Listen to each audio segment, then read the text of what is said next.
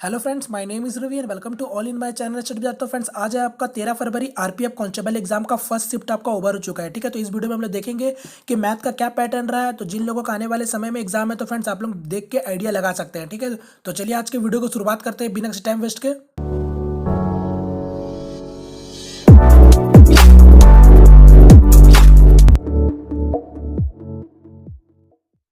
तो फ्रेंड्स, दिख रहा है आपके सामने क्वेश्चन है। तो यहाँ पास वीडियो शुरुआत करने से बोलूँगा, आज भी आपका मैथ का पैटर्न सेम टू सेम कल के जैसा रहा है। ठीक है, अब मैं यहाँ तक आप लोगों को बता चुका हूँ कि अब आपका आने वाले दिनों में भी आपका पैटर्न वही रहेगा। तो इसलिए आप लोगों को बोलता हूँ, जो पूछा गया है आपका पिछला 10 से 11 दिन, आपका वही क्वेश्चन की प्रैक्टिस आप लोग भी कीजिए। ठीक है, और मैं यहाँ पास आपको जो भी क्वेश्चन करा रहा हूँ आपको सेम पैटर्न पे करा रहा हूँ। ठीक है, तो चलिए अब क्वेश्चन की ओर आते हैं। और आप लोगों को फ्रेंड्स इससे अच्छा मौका नहीं मिलेगा कि आप 35 में 35 स्कोर करने का। ठीक है, क्योंकि यहाँ पास मैं आपको क्वेश्चन का पैटर्न भी बता चुका हूँ और किस तरीके से सॉल्व करते हैं वो भी बता चुका हूँ। ठीक है, तो इससे अच्छा मौका नहीं मिलने वाला है। ठीक है, तब आप लोग देख लीजिए और उसी टाइप की प्रैक्टिस भी कीजिए। तो देखिए, फर्स्ट क्वेश्चन में फिलहाल क्या बोला गया आपका, तो सलीकरण से क्वेश्चन है। और सलीकरण से मैं आपको बता चुका हूँ कि 3 से 4 क्वेश्चन आपको सलीकरण से जरूर देखने मिलेंगे। ठीक है, तो यहाँ पर देखिए क्या बोला गया, ये आपका फ्रैक्शन में है तो आपको क्या करना, तो इसको सिंपल सा है, तीनों का एलसीएम ले लीजिए। तो 3 4 6 का एलसीएम क्या हो जाएगा, तो आपका 12 हो जाएगा। तो 3 का पारा में 4, 4 2 8, यहाँ 4 का हो जाएगा 3 और 3 3 9 और माइनस 6 का पारा में 2, तो 7 2 14। ठीक है, तो अब 8 9 17 और 17 से 14 जाएगा तो 3, यानी आपका 3/12। तो काट दीजिए, क्या हो जाएगा 1/4। और 1/4 तो आपको ऑप्शन में नहीं दिख रहा होगा। तो अब यहाँ पास बहुत सारे लोग क्या करते हैं, यहाँ पर समझ नहीं आता उनको छोड़ देते हैं। मगर यहाँ पर फ्रेंड्स देखिए 1/4 है, मतलब क्या होता है 0.25 होता है। ठीक है, यानी कि 0.25, जो कि मेरा ऑप्शन नंबर ए में दिख रहा होगा। ठीक है, तो आपका ये बस पॉइंट में दे दिया, यहाँ पास आपका फ्रैक्शन में रहता है, तो इसलिए आप लोग थोड़ा कंफ्यूज हो जाते हैं। ठीक है, तो उम्मीद करता हूँ आप लोगों को समझ आया होगा। चलिए नेक्स्ट क्वेश्चन की ओर बढ़ते हैं। तो ये रहा मेरा नेक्स्ट क्वेश्चन। तो यहाँ देखिए क्या बोला गया। और हाँ फ्रेंड्स, मैं आपका डीआई भी रखा हुआ हूँ आज। ठीक है, तो यहाँ पर देखिए फिलहाल क्वेश्चन में क्या बोला गया आपका, एक राष्ट्रीय स्तर की परीक्षा में 250 विद्यार्थी बैठे, इनमें से 32% विद्यार्थियों ने 81 से 100% अंक प्राप्त किए। ठीक है, तो आपका 250 बच्चा बैठे हुए हैं आपका कोई आपका परीक्षा में, जिसमें आपका 32% आपका कितने नंबर अंक प्राप्त कर रहे हैं, 81 से लेकर 100% अंक प्राप्त करते हैं। क्लियर है। फिर क्या बोला आपका, 24% विद्यार्थी 81 से 80% अंक प्राप्त करते हैं। तो आपका 24% कितने ला रहे हैं, 61 से 80 अंक प्राप्त कर रहे हैं प्रतिशत।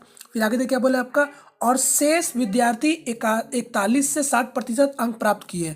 अब शेष जो विद्यार्थी है वो आपका 41 से 60% अंक प्राप्त करते हैं। तो यानी आपका 41 से 60% अंक प्राप्त करते हैं। ठीक है, तो अब तो आप लोगों को समझ आ गया।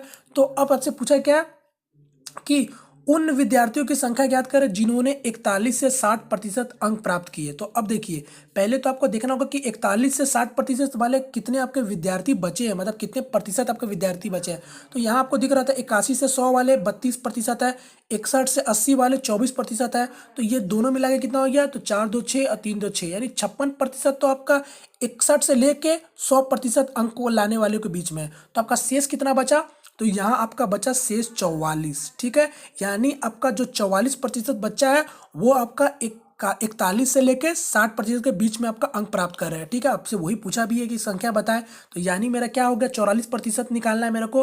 तो मेरा 250 बच्चा था और 250 का आपको 44% निकालना है। वही बच्चा आपका ला रहा है 41 से लेकर 60%। तो यहाँ का 50 का पाड़ा में 2 बार में, 50 का पाड़ा में 5 बार में, यहाँ 2 का पाड़ा में क्या हो जाएगा, ये 22 हो जाएगा। तो 22 गुना 5 तो 110। तो उम्मीद करता हूँ इसका आंसर आप लोगों को समझ आया होगा। और इस टाइप का क्वेश्चन आपका एक जरूर पूछे जा रहा है। ठीक है, तो चलिए नेक्स्ट क्वेश्चन की ओर बढ़ते हैं। ये रहा नेक्स्ट क्वेश्चन। तो आपका फिर से सलीकरण से है। तो यहाँ पर देखेंगे किस तरीके से सॉल्व करेंगे। तो बोर्ड मास का ध्यान रखिएगा फ्रेंड्स, मैं आपको बार बार बता चुका हूँ। तो यहाँ देखिए पास स्मॉल ब्रैकेट है, फिर आपका थोड़ा मिडिल ब्रैकेट है और सबसे बड़ा ब्रैकेट है। तो सबसे पहले स्मॉल ब्रैकेट को आपको सॉल्व करना है। अब ब्रैकेट में भी आप ध्यान देंगे तो आपका भागा है। ठीक है, तो सबसे पहले आपको भाग को सॉल्व करना होता है। ठीक है, तो यहाँ पर 6 माइनस 9 को 3 से भाग देंगे तो क्या होगा, 3 होगा। तो 6 से 3 जाएगा तो 3 होगा। अब देखिए इस वाले क्वेश्चन में ध्यान दीजिएगा। ठीक है, 3/3 आपको दिख रहा है यहाँ पास। ठीक है, तो क्या हो गया, 3 3 से भाग दे देंगे तो क्या हो जाएगा, तो आपका हो जाएगा 1। तो अब देखिए, और इस वाले में देखिए 72 को भाग दे रहा है किससे, 4 से भाग दे रहा है। तो 72 को जब 4 से भाग देंगे तो क्या हो जाएगा मेरा, 18 चौके 72 और 18। अब माइनस क्या होगा 1, क्योंकि मैंने 3 भाग 3 से किया था तो 1 होगा। तो 18 से 1 जाएगा क्या हो जाएगा, तो 17 हो गया। अब क्या था आपके पास, 17 हो गया। ये सारे को मैंने निकाला तो 17 हो गया। तो अब क्या था 54 माइनस ये आपका 48 माइनस क्या हो जाएगा, तो आपका 17 हो जाएगा। तो बस इसको सॉल्व कीजिए। तो यहाँ से 8 से 7 जाएगा 1, 4 से 1 जाएगा 3, 31 हो गया। और ये आपका 54 से घटा दीजिए अब, तो 4 से 1 जाएगा 3, और आपका 5 से 3 जाएगा 2। तो मेरा आंसर क्या हो जाएगा 23। ठीक है फ्रेंड्स, तो इस तरीके से करेंगे तो गलत नहीं होगा, वरना आपका ऑप्शन देख लीजिए सब आपका नियर नियर है। ठीक है, तो कुछ भी आपका गलत हुआ तो आपका 24 आंसर जाएगा, आप 24 मार देंगे, फिर आपका गलत हो जाएगा। ठीक है, तो उम्मीद करता हूँ आप लोग समझे होंगे। चलिए नेक्स्ट क्वेश्चन की ओर बढ़ते हैं। आपका ये रहा नेक्स्ट क्वेश्चन। तो यहाँ देखिए क्या बोला आपका, एक व्यक्ति 10 किलोमीटर 10 सॉरी माफ कीजिएगा, एक व्यक्ति 10 घंटे में अपनी यात्रा पूरी करता है। उसने यात्रा का पहला हिस्सा 20 किलोमीटर प्रति घंटा की गति से और दूसरा हिस्सा 30 किलोमीटर प्रति घंटा की गति से तय किया। उसके द्वारा तय की गई यात्रा की कुल दूरी ज्ञात कीजिए। तो मैं आपको इस टाइप का क्वेश्चन पहले भी समझा चुका हूँ। ठीक है, तो यहाँ पास मैं आपको वो डायरेक्ट अब बताऊंगा किस तरह का सॉल्यूशन होता है। ठीक है, तो यहाँ पास क्या बोला कि आपका कोई व्यक्ति है, इतना दूरी आपका डिस्टेंस है, मान लीजिए दूरी है, आपको मैं सब सिर्फ समझा दे रहा हूँ।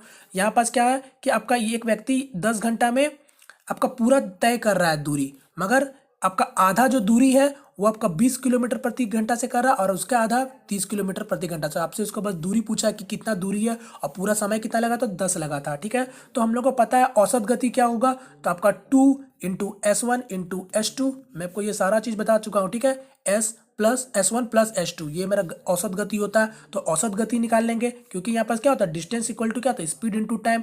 तो स्पीड क्या हो जाएगा, तो ये मेरा स्पीड हो जाएगा औसत गति, और इनटू मेरा टोटल टाइम जो मेरा 10 घंटा है। तो उसी तरीके से ये आपका 2 × 30 × 20 गुना क्या हो जाएगा, यहाँ पर 30 + 20 ये आपका 50, ये मेरा औसत गति है, और इनटू टाइम तो ये मेरा 10। यहाँ को सॉल्व कर लीजिए आप, देखिए 0 0 कट गया, 5 का पढ़ा में 2 कट गया, तो 2 2 4 और 4 3 4 2 8 और 8 और गुना 30 तो क्या हो जाएगा 240। ठीक है फ्रेंड्स, तो इसका आंसर मेरा क्या हो जाएगा 240 किलोमीटर है उसका दूरी। ठीक है फ्रेंड्स, तो उम्मीद करते हैं आप लोगों को समझ आया होगा। चलिए नेक्स्ट क्वेश्चन की ओर बढ़ते हैं।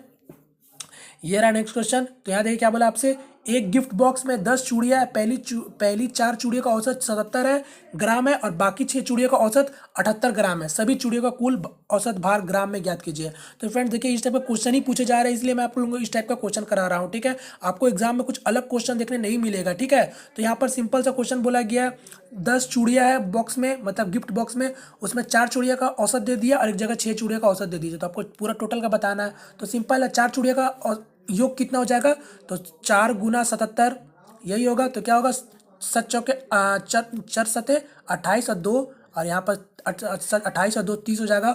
और फिर 6 चूड़ियों का योग कितना हो जाएगा, पूरा कुल योग, तो यहाँ पास गुना कर लीजिए। तो 6 8 48 और 4 कैरी आपका 7 6 42 और 1 46। ठीक है, ये हो गया। अब ये को जोड़ लीजिए ये लोग का योग को, तो 8 8 16, 6 1 7 और 4 3 7, तो ये आपका 7 हो गया। अब 10 चूड़ियों का आपका औसत पूछा था, तो 10 से भागा दे दीजिए, क्योंकि ये सारा चूड़ियों का योग है, तो आपको 10 औसत निकालना था, तो 10 से भागा दीजिए, तो क्या हो जाएगा 77.6। तो इसका मेरा आंसर भी बनता है ये नंबर। ठीक है फ्रेंड्स, उम्मीद करते हैं आप लोगों को समझ आया होगा, और इसी टाइप का क्वेश्चन भी पूछे जा रहे हैं फ्रेंड्स। ठीक है, आप लोग यकीन मानिए, मेरा सारा वीडियो देखिए, आप एग्जाम दे के आइए, फिर आपको पता चलेगा कि मैं क्या बोल रहा था। ठीक है, चलिए नेक्स्ट क्वेश्चन की ओर बढ़ते हैं। तो ये रहा मेरा नेक्स्ट क्वेश्चन। ये देखिए अभी आपका सलीकरण से है, और मैं आपको बता चुका हूँ सलीकरण से आपको टोटल 3 से 4 क्वेश्चन मिलेंगे। एक टाइप का आपको इस टाइप का देखने जरूर मिलेगा। ठीक है, जिसमें आपका रूट का आपका संबंधित रहेगा। ठीक है, तो यहाँ पर देखिए थोड़ा सा आपको डिफिकल्ट लगेगा, इसमें आपको स्क्वायर आपको पता होनी चाहिए। ठीक है, तो मैं ये मान के चलता हूँ कि आपको स्क्वायर पता होगा। ठीक है, अगर आपको स्क्वायर नहीं पता तो फ्रेंड्स आप इसको फिर छोड़ के ही आएंगे। ठीक है, तो यहाँ देखिए 1764 किसका स्क्वायर है, तो ये आपका 42 का स्क्वायर है। और देखिए पॉइंट है, देखिए 2 डिजिट के बाद पॉइंट लग रहा है, मतलब जब ये बाहर निकलेगा तो क्या होगा, तो ये आपका 42 का स्क्वायर होता है। ठीक है, 1764, तो क्या होगा, तो ये आपका 4.2 हुआ। ठीक है, यहाँ पास आपको पता चल रहा होगा। अब क्या है, प्लस है, फिर देखिए मतलब 7056 ये किसका स्क्वायर है, तो अब आपको पता होगा। तो आप जब इसको निकालेंगे तो ये आपका 84 का स्क्वायर होता है, और ये पॉइंट दिख रहा है यहाँ भी आपका 2 डिजिट के बाद पॉइंट है, मतलब ये किसका हो जाएगा, यानी आपका 84 में तो 8.4, और ये भाग किसका है, फिर 2 है। तो यानी पहले ये चीज़ अलग है, मेरा ये पार्ट अलग है, ये पार्ट अलग है। तो 84 को मतलब 8.4 को भाग दीजिए 2 से, तो क्या हो जाएगा आपका, तो 4.2 हो जाएगा। और यहाँ मेरा क्या था 4.2, तो ये दोनों को बस जोड़ लीजिए, ये तो जोड़ तो है ही, तब क्या हो जाएगा 8.4। ठीक है, जो कि मेरा ये आंसर भी बनता है। ठीक है फ्रेंड्स, उम्मीद करते हैं आप लोगों को समझ आया होगा। तो आपको बस स्क्वायर आने चाहिए। ठीक है, चलिए नेक्स्ट क्वेश्चन की ओर बढ़ते हैं। अब आपका ये रहा नेक्स्ट क्वेश्चन। तो यहाँ से मैं आपको बार बार बता चुका हूँ, ये क्वेश्चन मतलब आपका आएगा, मतलब आएगा। ठीक है, किसी शिफ्ट ऐसा है कि आपका ये वाला नहीं पूछा जा रहा है। ठीक है, मैक्सिमम हर शिफ्ट में पूछा जा रहा है। ठीक है, तो इसको किस तरीके से सॉल्व करना है मैं आपको बता चुका हूँ फ्रेंड्स, इसलिए मैं आपको यहाँ पर अभी नहीं बताने वाला हूँ। ठीक है, चलिए नेक्स्ट क्वेश्चन की ओर बढ़ते हैं। फिलहाल ये रहा मेरा नेक्स्ट क्वेश्चन। तो यहाँ देख लीजिए आपका डीआई से क्वेश्चन है, ठीक है। अब देखिए डीआई से मैंने आज क्वेश्चन लिया और आपको डीआई मैं आपको बता दे रहा हूँ किस किस टाइप का डीआई आ रहा है। एक आपका इस टाइप का डीआई आ रहा है, एक आपका ग्राफ टाइप का डीआई आ रहा है, ठीक है। इस टाइप का ग्राफ रहेगा, मैंने वो भी आपको करा दिया है, ठीक है। इस टाइप का ग्राफ रहेगा जिसमें आपका आंकड़े सब रहेंगे इसका ऊपर में, ठीक है। उसको बार ग्राफ बोलते हैं, ठीक है। तो ये इस टाइप से ये आपका टेबल ग्राफ हो गया, वो आपको बार ग्राफ बोलते हैं, ठीक है। तो इस टाइप से आपको एक डीआई पूछा जा रहा है और एक टाइप का डीआई ये आ रहा है, ठीक है। तो आप लोग देख सकते हैं, इसकी प्रैक्टिस कर सकते हैं फिलहाल। तो यहाँ पर देखिए क्या बोला गया, थोड़ा समझा देता हूँ। इससे पहले भी मैंने आपको डिस्कस किया था, वो अलग टाइप का था हल्का, और ये आपका वही टाइप का है, ठीक है। बस आपका चीज आपका अलग अलग हो रहा है, कॉन्सेप्ट आपका वही है, ठीक है। तो यहाँ देखिए डीआई को समझते हैं, क्या बोला आपका गया आपका एक पब्लिशिंग कंपनी की 5 शाखाएं C1 C2 C3 C4 और C5 है। दो क्रमगत वर्षों 2010-11 में हुई पुस्तकों की बिक्री हजारों में दी गई है। तो बोला जा रहा है कोई आपका पब्लिशिंग कंपनी है, जैसे कि सपोज दैट आप मान सकते हैं यहाँ कोई RS अग्रवाल का कोई कंपनी है, ठीक है। उसका 5 शाखाएं है, C1 C2 C3, ये आपको दे दिया, C5 तक है।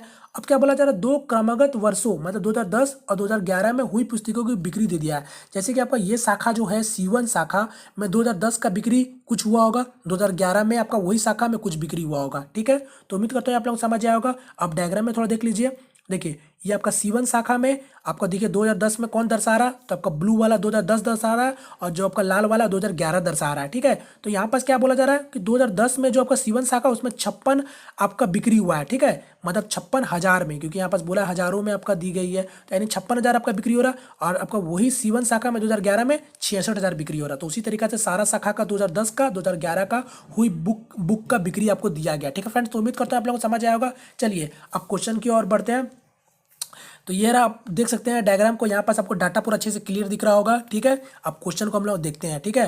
तो अब देखिए पहला क्वेश्चन क्या बोला गया था, डाटा से मतलब आपका डीआई से, और आपका डीआई से 3 क्वेश्चन जरूर पूछे जाएंगे, ठीक है। तो आप लोगों को तैयार रहना, इसको छोड़ना नहीं है, इसके भी 3 मार्क्स आपको रखने हैं, ठीक है। तो यहाँ पर क्या बोला आपका, वर्ष 2010 में सभी कंपनियों की बिक्री का औसत 1000 में ज्ञात कीजिए। तो क्या बोला जा रहा है, 2010 में आपका औसत पूछ रहा है, आपका सभी कंपनियों की बिक्री मतलब सभी कंपनियों की बिक्री का औसत, तो आपका सभी का पूछा है, ठीक है, यानी सभी शाखाओं का। तो अब देखिए 2010 का बात की गई है, तो 2010 में आप आ जाइए। 2010 मेरा कौन सा था, तो ये वाला 2010 है, ये सारे ब्लू का। तो ये सभी का औसत पूछ रहा है, तो यानी आपका क्या हो जाएगा, 56 plus 78 plus 68 plus 56 plus 82 plus, अब ये सारों को जोड़ेंगे तो आपका कितना हो जाएगा, जितना भी होगा आप उसको भाग किसे देंगे, तो 1 2 3 4 5, तो 5 से भाग दे दीजिएगा, तो वही आपका आंसर हो जाएगा, वही उसका औसत हो जाएगा, ठीक है फ्रेंड्स। तो ये आप लोग इसको कर सकते हैं। नेक्स्ट आपका क्वेश्चन देखते हैं डीआई से क्या बोला गया। अब इसमें दोनों वर्ष में कंपनी की शाखाएं C1 C3 C5 की एक स्थल कुल बिक्री 1000 में ज्ञात कीजिए। तो बोला जा रहा है दोनों वर्षों में, यानी 2010 में भी 2011 में भी कौन कौन शाखा का बात किया गया, C1 C3 C5 में, ठीक है। तो C1 C3 C5 देख लेंगे। तो क्या क्या आपका C1 C3 C5 में दोनों वर्ष की बात की गई है। तो यहाँ पास मैं इसको जोड़ के दिखा देता हूँ, ये आपका सिंपल सा है तो दिखा देता हूँ। ये देखिए यहाँ देखिए 82 और आपका 42 से कितना हो जाएगा, 4 8 चौके 22 मतलब 12, तो आपका 124 हो गया C5 में। इसमें देख लीजिए कितना हो गया, तो 8 6 14 7 6 13 1 14, ठीक है। इसमें देख लीजिए कितना हो गया आपका 66 और 56 कितना हो जाएगा, 6 6 12, अब 6 5 11 1 12, ठीक है। बिकॉज यही हो गया, तो जोड़ लीजिए क्या हो जाएगा, 4 4 8 और 2 10, फिर यहाँ क्या हो जाएगा 4 2 6 8 1 9, यहाँ पास आपका हो गया कैरी, तो 390, यानी मेरा कितना हो जाएगा 390। तो मेरा 390 है इसका आंसर, तो इसका आंसर अब दिख रहा होगा 390, ठीक है फ्रेंड्स। तो उम्मीद करते हैं आप लोगों को समझ आया होगा। चलिए नेक्स्ट क्वेश्चन की ओर बढ़ते हैं। तो ये रहा फ्रेंड मेरा नेक्स्ट क्वेश्चन। अब देख लीजिए मेरा आज का लास्ट क्वेश्चन है, और ये क्वेश्चन भी आपको एक तो क्वेश्चन जरूर देखने मिलेंगे, मतलब मिलेंगे, ठीक है। जिसमें आपको क्या बोलता है, निम्न में से कौन सी संख्या 12 से विभाज्य है, ठीक है। यानी आपका कौन सा नंबर जो आपका 12 को पूर्ण रूप से आपका विभाजित कर देगा। तो इसको तो आप लोग जानते होंगे, उम्मीद करता हूँ ये आप लोग बना सकते हैं। तो बस इसको आप फिलहाल यहाँ चेक कर लेते हैं, जो आपका आंसर है डायरेक्ट चेक कर लेते हैं। तो डायरेक्ट चेक कर लीजिएगा, क्योंकि आपको तो 12 का पहाड़ा आता ही होगा। अगर 12 का आपको पहाड़ा नहीं आता है तो फ्रेंड्स क्या कर लीजिएगा, फिर इसको तोड़ लीजिएगा। तो किस तरीके से तोड़िएगा, 4 और 3 इस तरीके से तोड़िएगा। तो फिर आप दोनों से चेक कर लीजिएगा, ठीक है। अगर आपको कोई बड़ा नंबर दे दे, जैसे आपको 29 दे दे या फिर आपको 28 दे दे, तो आप 28 का तो पहाड़ा नहीं जान रहे होंगे, तो उस समय क्या कीजिएगा, 7 गुना 4, 7 का भी पहाड़ा जानते हैं और 4 का भी पहाड़ा जानते हैं, ठीक है। तो ये दोनों को आप चेक कर सकते हैं, ठीक है। तो यहाँ फिलहाल आप 12 से डायरेक्ट से चेक कर लेंगे। तो 12 दूए 24, 2 कैरी हो गया, फिर 27 आ गया, 12 2 24, तो 3 बच गया, फिर 3 के बाद 8 आ गया, तो 12 तिया 36, तो 2 हो गया और 4 हो गया, यानी 12 दुए 24, यानी पूर्ण रूप से कट जा रहा है। ठीक है, तो मेरा आंसर ये सही होता है। ठीक है, तो उम्मीद करता हूँ फ्रेंड्स आप लोगों को समझ आया होगा। तो फ्रेंड्स ये थे क्वेश्चन, आपका इसी टाइप से क्वेश्चन पूछे जा रहे हैं। तो अगर आपका आने वाले समय में एग्जाम है तो फ्रेंड्स आप लोग इस टाइप की ही क्वेश्चन का प्रैक्टिस कीजिए। ठीक है, तो उम्मीद करता हूँ फ्रेंड्स आपको आज का वीडियो पसंद आया। अगर पसंद आए तो प्लीज़ वीडियो को लाइक करके अपना सपोर्ट जरूर दिखाएं, और यदि हमारे चैनल में पहली दफा है तो प्लीज़ चैनल को सब्सक्राइब भी कर लीजिए। ठीक है फ्रेंड्स, तो मिलते हैं फ्रेंड्स किसी नेक्स्ट वीडियो में, तब तक के लिए जय हिंद, जय भारत।